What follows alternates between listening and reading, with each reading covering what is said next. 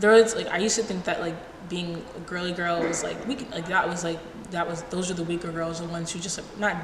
I hate to say it, but yeah, when I was younger, I thought that like girly girls were like they were dumb and they were just like they couldn't really do much. I guess like I don't know. Like femininity meant taking care of other people with that, wearing pink, being cute, like being pretty, relating to boys in some sort of way. Like, you know, when I think back to the playing house motif, like being a mom, taking care of like the little boys, or if we're the teenage girl, like having a love interest and like wanting to go to the school dance with a boy or something like that.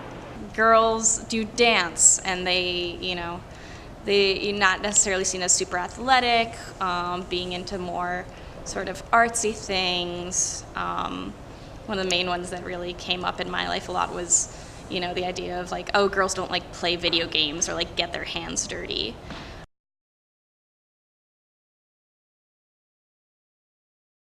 I remember having a conversation with my mom about how much she weighed when she was pregnant and like how much weight she gained and whatever. And I like remember the number not being like, it didn't sound like such a high number to me, and knowing like, oh, like that's something I'm supposed to know, in a way that I think is very, like, I don't know that conversation, I think that was a very gendered conversation, why it was happening and what it was supposed to teach me. Actively remember how my dad crossed his legs with his ankle to his knee, and my mom crossed knee to knee.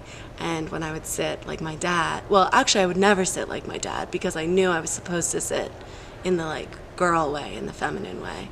And I was not a very like quote unquote conventionally feminine kid. So it was like a conscious thing I had to remember, like sit like this, sit like this. And even to this day, I'm much more comfortable sitting in the quote unquote masculine way. When I was a kid, my mom would always, like, I would like to sit sort of like relaxed, like maybe with my legs like not tightly closed, and she would always be like, close your legs. And like when I was little, I didn't understand the reasoning behind that, but growing up, like, of course, I understood that it had to do with like female sexuality and like how we as women are taught to police ourselves and police our own bodies so that we don't distract men. But I was in 5th grade when I started, like, I would stand in front of my mirror and I would just like, just be in my training bra and panties, and I would just like look at my body for like forever. And that's when I would like start pinching myself in like the different places where I was like too chunky or I felt like I had too much. And that was like, I don't know, maybe it was like a way of kind of marking the places on my body where I felt like I wasn't fitting into some notion of what it meant to be like beautiful or what it meant to be female. And times that I felt most excluded or most different were the times when everyone was engaging in like painting their nails or straightening their hair or dressing up for the all camp dance or something like that. I learned gender through exclusion, I think, for the most part.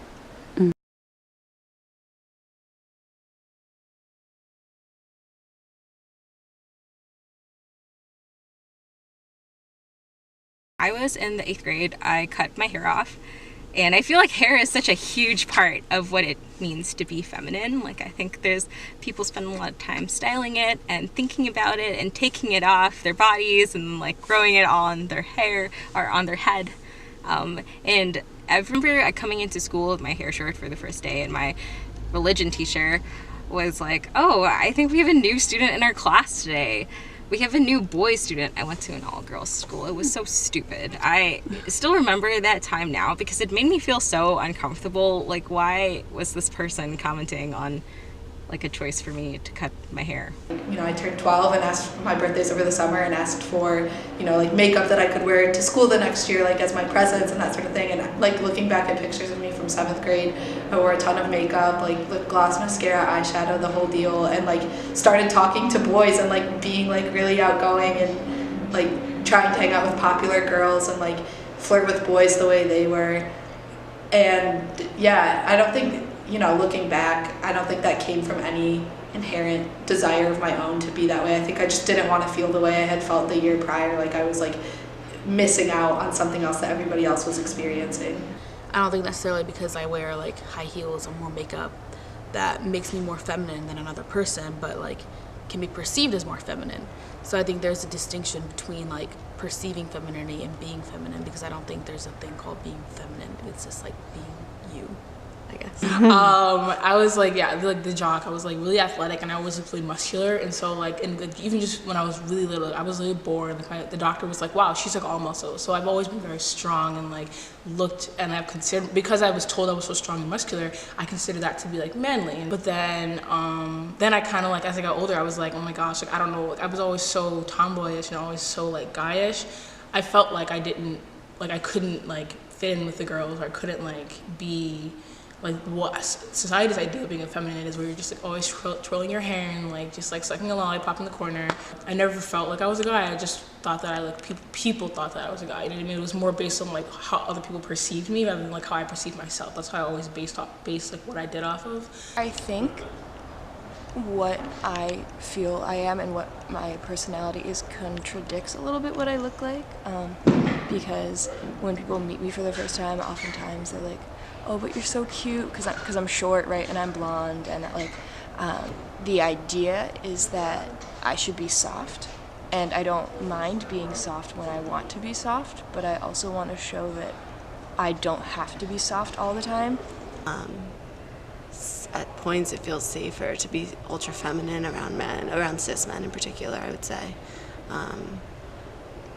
At other times around other queer women, I feel more powerful when I'm less feminine, and that also says a lot. And when my body acts in such a way that's less feminine, when I sit in the like masculine way to sit. I think we think too much that femininity is based on your appearance, and that was definitely something I thought for a while, and that's probably where I felt like most inadequate. If anything, you know, like I, you know, would look at my friends and they would be thin and I would want to be thin, or like I, you know, would like want to be like gain muscle and like whatever for sports and stuff, but that's not typically looked at as feminine, and that was something I had to kind of deal with and adapt like my thinking about over time. I don't know, also the idea that like being feminine means like you can't be like the powerful voice in the room is a view that like I think we've been able to shake more in like recent times. But we were sitting in the car and my mom turned to me and said, Talia, do you feel comfortable being a girl? And I am really grateful that I had a parent who asked that question and really wanted to know. But I was also really hurt that the people around me, the people closest to me, couldn't see that I was comfortable being a girl.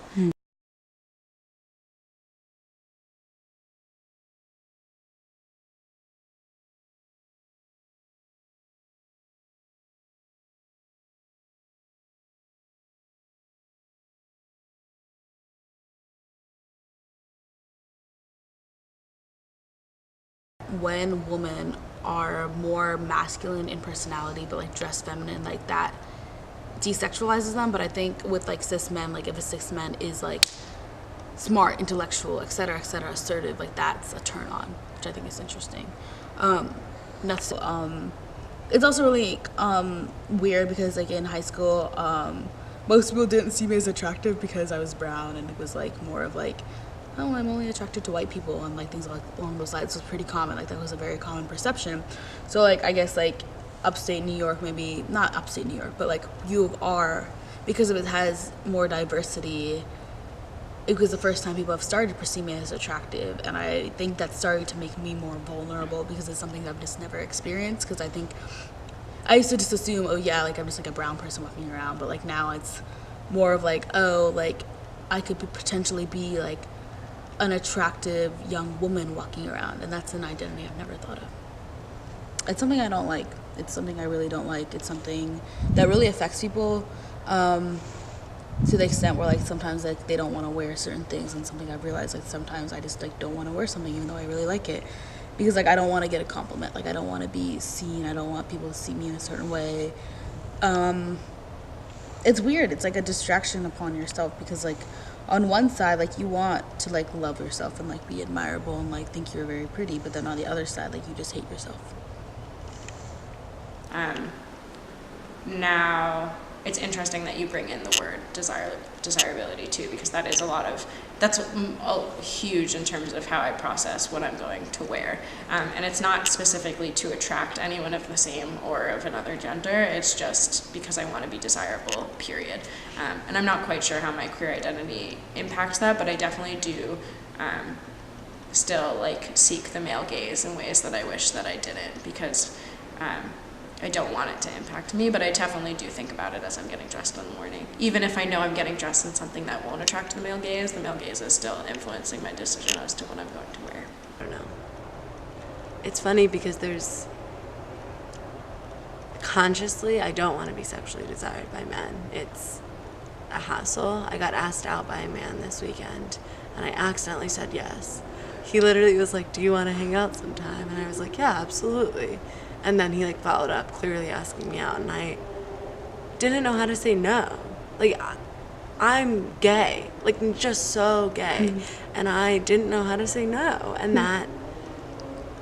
and it's why, because I still know that it's like beneficial if he's attracted to me.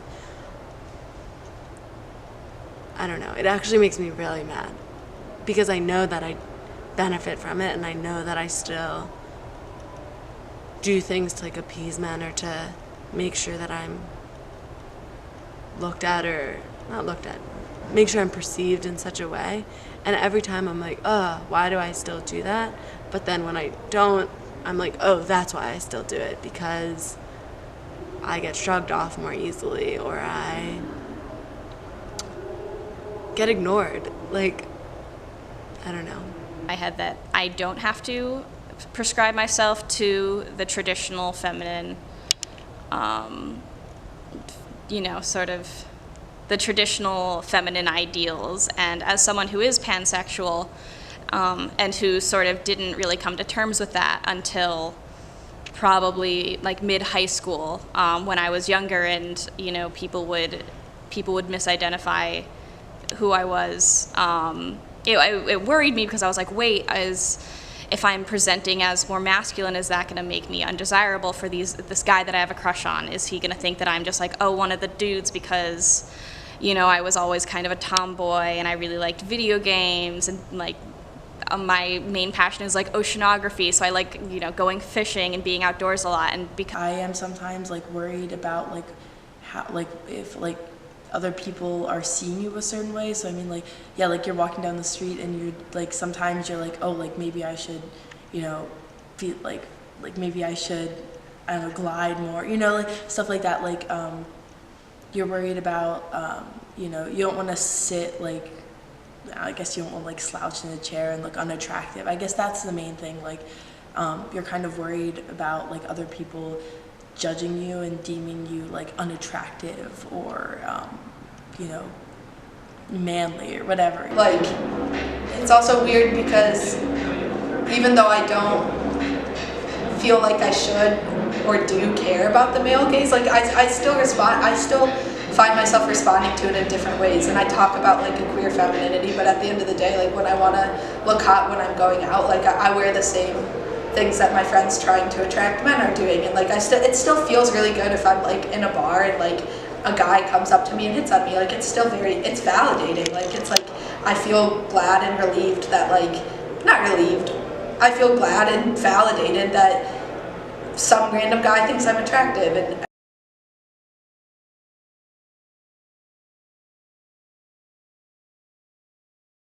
I sort of think of gender as drag as a concept. It's like it's what we decide to put on ourselves. Mm-hmm. And I was born female, and I do identify with sort of femme aspects. And there are parts of femininity that I embrace, and there are parts of masculinity that I embrace. But I still do identify as a woman overall. And I try to take the positive aspects that have sort of come to light in recent years with really strong women. I try to be a strong strong feminine figure by asserting myself over, or just like asserting myself in situations when women are normally seen as being quiet. I try to bring this strong feminine energy to that and embracing the fact that I am a woman,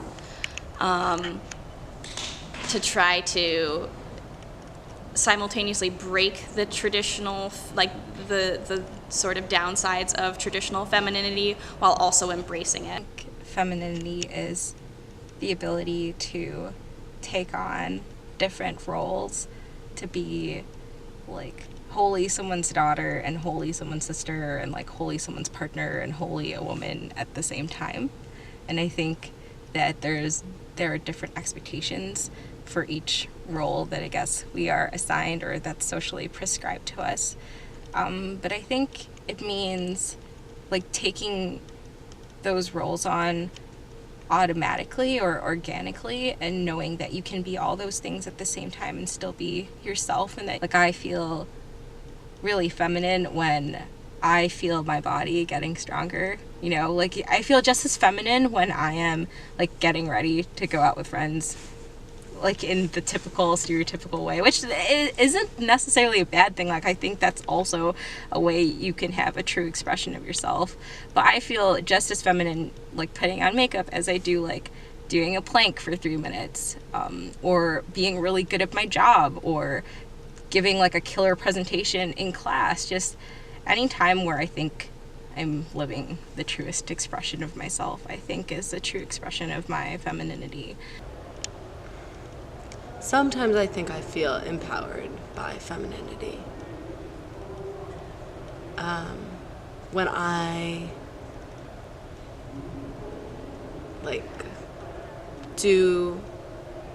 I put on a dress and I feel good and I'm spending time with people that uphold or like complement the type of femininity that I am, I think it can be good for me. It can be empowering, but I don't know that that's a word I like come back to all the time. I think about my femininity a lot, perhaps because I'm more comfortable and confident in my womanhood than I am in my femininity. Like I feel good about my womanhood. I know that what I'm doing is my kind of womanhood, but I don't feel as good saying that like this is my kind of femininity. And maybe I think that is due to the like lack of power that's been projected onto it, and that femininity, all the examples I gave you, I feel like were me trying to play down my power. Like I'm trying to appease the men around me. I'm trying to seem more helpless. When I'm so bad at computers. When I ask for help with computers at work, I feel really feminine. And that shouldn't be associated with femininity. That's just me being bad at computers. But that doesn't feel like I'm being more of a woman. It does feel like I'm being more feminine. So I don't know what I think that just goes to show the weakness we've projected onto femininity and the powerlessness. I think I wish I could say that I'm constantly feminine.